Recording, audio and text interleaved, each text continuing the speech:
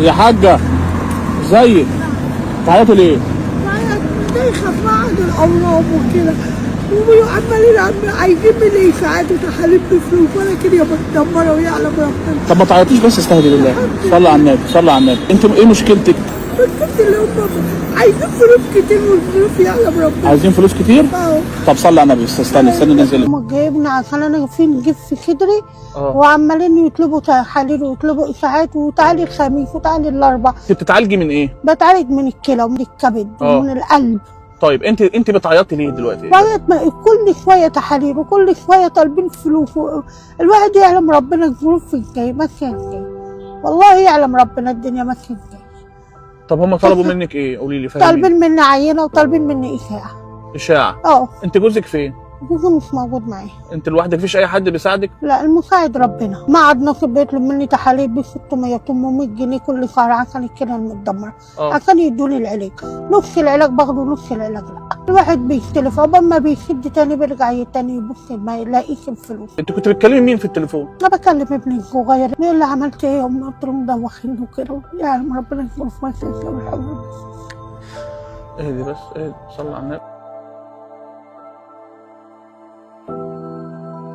ما تبكيش، سيبها على الله، ان شاء الله كل حاجه هتتحل.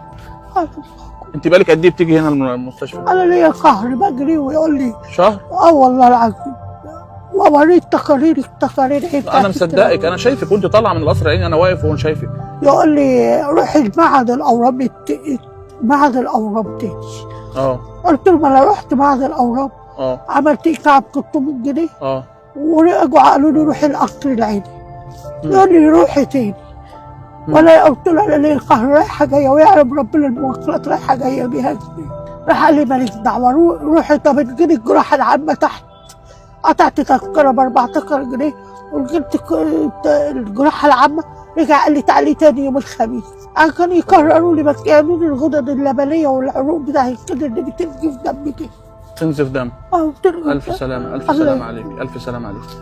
طيب انت مشكلتك كلها انك انت عايزه تروحي مستشفى، ولا مشكلتك كلها في الفلوس؟ هو في الفلوس والله، هي الدنيا بس على الفلوس. في الفلوس؟ في الفلوس. الحاجات اللي طلبوها دي هتتكلف كام؟ قال لي 600 جنيه وبيكتب على تحاليل غاليه، الدكتور برضه بتاعك كده. هما ما بيعملوش التحاليل دي جوه؟ لا، ده من شهر واحد. والله ما عملتها. ما عملتهاش؟ ويعمل الله ما عملتها. حاجه لازم تعملي التحاليل دي طبعا عشان يعرفوا يشخصوكي ويعرفوا قلبك. ما عملتش.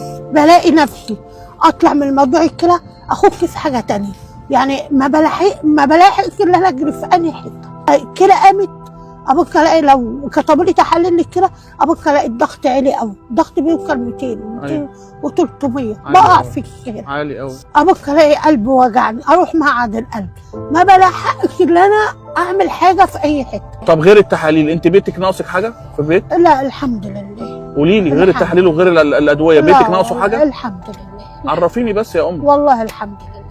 هتفطري ايه النهارده واحنا في الصيام الجميل ده ونهار رمضان؟ هتفطري والله ايه؟ عامله حبه كشري وحياه ربنا. كشري؟ والله جميل الكشري حلو، نعمه ربنا كلها حلوه. الحمد لله والله. ايوه كده اضحكي، ما تشيليش هم حاجه. سيبيها على الله. اخوك ايمن مصطفى من مؤسسه حياه كريمه، دي هديه بسيطه من مؤسسه حياه كريمه. يكرمك ربنا، ما يدخلش في جسمك المرض ولا يجيلك لحد ابدا. يكرمك ربنا يا حبيبي، يكرمك ربنا ويصلح حالك، يصلح حالك. مالك يا حاج؟ سرحتي في ايه؟ في الدنيا اللي ربنا بيسهلها الامور ويحنن القلوب من عنده. دول 50,000 جنيه. الله يبارك لك، الله يبارك لك ويصلح حالكم. ربنا يبارك لكم. جريدة يا بود، ربنا يبارك لك. مالك بس؟ قولي لي، احنا زعلناكي في حاجه؟ لا والله. لا انت تعبانه دلوقتي؟ لا الحمد لله. مش عايزينك تبكي. الحق ابعد عنك يا ابني، ربنا ما يخنقك.